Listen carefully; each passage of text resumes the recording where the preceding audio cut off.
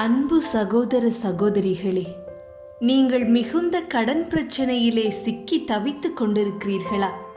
உங்கள் வாழ்க்கையில் அமைதி இல்லாமல் இந்த கடன் பிரச்சனையிலிருந்து எப்பொழுது நான் வெளியே வருவேன் என்று ஏக்கத்துடன் காத்து கொண்டிருக்கிறீர்களா? உங்களுடைய வாழ்க்கையின் ஒரு அமைதிக்காக, ஒரு நிம்மதிக்காக நான் உங்களுடன் சேர்ந்து ஜெபிக்கப் போகிறேன்.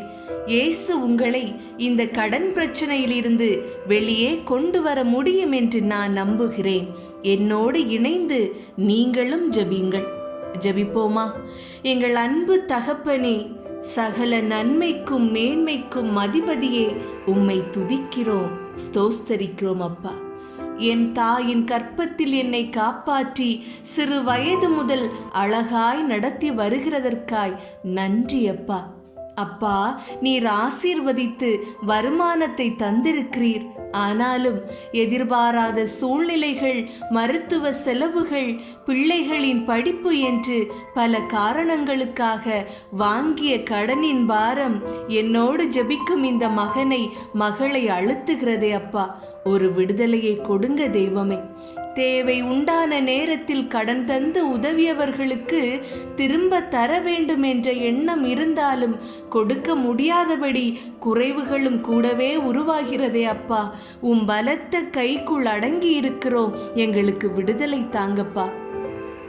இந்த கடனை எல்லாம் எப்படி அடைக்கப் போகிறோம் என்ற பயமும் பாரமும் அவர்களுடைய மன நிம்மதியை குலைக்கிறதப்பா.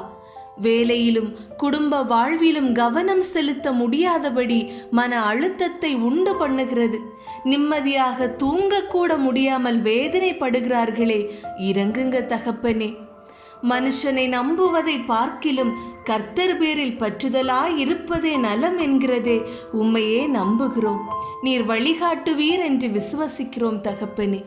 நீங்கள் ஒன்றுக்கும் கவலைப்படாமல் எல்லாவற்றையும் குறித்து உங்கள் விண்ணப்பங்களை ஜெபத்தினாலும் வேண்டுதலினாலும் தேவனுக்கு தெரியப்படுத்துங்கள் என்று உள்ளபடி இந்த கடன் பற்றிய எல்லா பாரங்களையும் உம்மிடம் ஒப்படைக்கிறோம் தகப்பனே.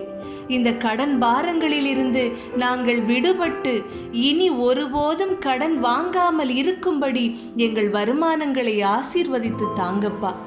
தேவையற்ற செலவுகளை செய்யாமல் பணத்தை சரியானபடி உபயோகிக்கவும், சேமிக்கவும், முதலீடு செய்யவும் வேண்டிய ஞானத்தை கொடுங்க தெய்வமே. வீட்டில் எதிர்பாராத மருத்துவ செலவுகளோ அனாவசிய செலவுகளோ வராமல் காத்து கொள்ளுங்கப்பா. கர்த்தர் உனக்கு தமது நல்ல பொக்கிஷசாலையாகிய வானத்தை திறப்பார்.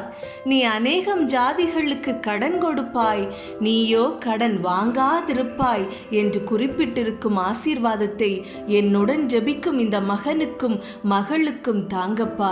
நம்பிக்கையோடு ஜெபிக்கிறோம் தகப்பனே, நம்பிக்கையோடு ஜெபிக்கிறோம் அப்பா. உம்முடைய தெய்வீக வல்லமையால் இறங்கி இடைபடுங்க. உமக்கு சித்தமானால் மனிதர்கள் மனதில் பேசி கடனை ரத்து செய்யும் சூழ்நிலைகளையும் உருவாக்கி கொடுங்கப்பா. இந்த கடன் பாரங்களிலிருந்து நாங்கள் விடுபட்டு இனி ஒருபோதும் கடன் வாங்காமல் இருக்கும்படி எங்கள் வருமானங்களை ஆசீர்வதித்து தாருங்கப்பா.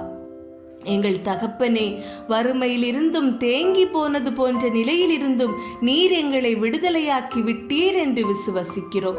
நீர் கிரியை செய்ய தொடங்கிவிட்டீர். எங்கள் வருமானம் உம் தெய்வீக இடைபடுதலால் பலுகி பெருகப் போகிறது.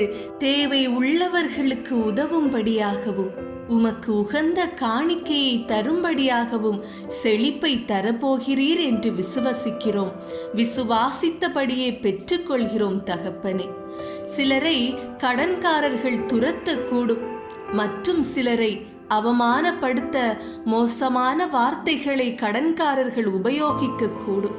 ஆனால் நம்பிக்கையை இழக்காதீர்கள் பிரியமானவர்களே. உங்கள் இருதயத்தை கடவுளுக்கு முன்பாக தாழ்த்தி அவருடைய முகத்தை தேடுங்கள். வெள்ளம் போல பிரச்சனைகள் உங்களுக்கு வந்தாலும் ஆண்டவர் உங்களை வழிநடத்துவார். கடவுள் உங்களை தனது சிறகுகளின் கீழ் மறைப்பார். அவர் உங்களை பாதுகாத்து வழிநடத்துவார். எல்லாம் மிக விரைவில் மாறும் பிரியமானவர்களே. சிலர் வியாபாரத்தில் நஷ்டப்பட்டு நொடிந்து கடன் பிரச்சனைகளில் விழுவதுண்டு. சிலர் உடல் பலவீனத்தால் தன் எல்லா பணத்தையும் இழந்து கடன் பிரச்சனைகளில் சிக்கிக் கொள்வதுண்டு. உங்களுக்கெல்லாம் ஒரு அற்புதம் நடக்கப் போகிறது. என்னுடைய பிரச்சனைகள் எல்லாம் உங்களுக்கு தெரியும் தகப்பனே. இந்த கடன் பிரச்சனையினால் நான் மிகவும் கஷ்டத்தில் இருக்கிறேன். அநேகர் என்னை ஏளனம் செய்கிறார்கள். அநேகர் என்ன மோசமான வார்த்தைகளினால் துச்சமாக பேசுகிறார்கள். ஆண்டவரே, நான் ஒரு வேளை தவறு செய்து இந்த கடனிலே சிக்கி இருந்தால் தயவு செய்து என்னை மன்னித்துக் கொள்ளுங்கள் என்று ஜெபம் செய்யுங்கள். கர்த்தரிடம் மன்றாடுங்கள். எனக்கு உங்களுடைய உதவி தேவை ஆண்டவரே. இந்த கடன் பிரச்சனையிலிருந்து எப்படியாவது நான் வெளியே வர வேண்டும். அதற்காக தயவு செய்து ஒரு வழியை எனக்கு காண்பியுங்கள். தயவு செய்து என்னுடைய உள்ளத்தை உங்களுடைய பரலோக அமைதியினால் நிரப்புங்கள் தகப்பனே. இந்த சூழ்நிலையிலிருந்து நீங்கள் என்னை வெளியே கொண்டு வர முடியும் என்று நான் உம்மை நம்புகிறேன் அப்பா. நான் என் வாழ்க்கையை உங்களிடம் ஒப்படைக்கிறேன் தகப்பனே.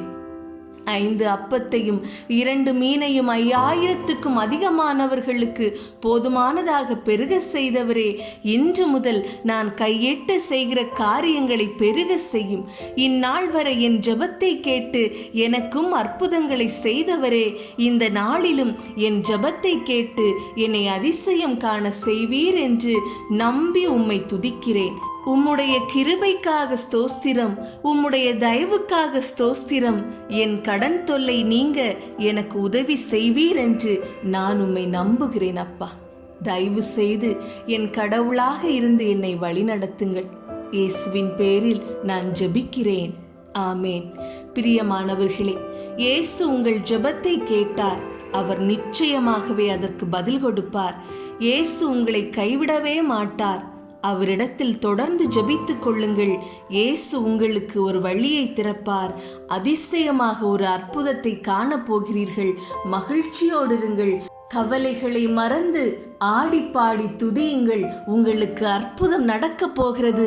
முழு மனதோடு நம்புங்கள். உங்கள் கடன் பிரச்சனை எல்லாம் தீரப்போகிறது. கர்த்தர் உங்கள் வாழ்வில் அதிசயம் செய்ய போகிறார். உங்கள் வாழ்வில் நிம்மதியை காணப்போகிறீர்கள். உங்கள் வாழ்வு செழித்தோங்க போகிறது. பிரியமானவர்களே, முழு மனதோடு நம்புங்கள். தேவனுக்கே மகிமை. உங்கள் ஜெப தேவைகள் குறித்து கீழே கமெண்டில் தெரியப்படுத்துங்கள். தேவன் உங்களோடு இருப்பாராக. ஆமேன்.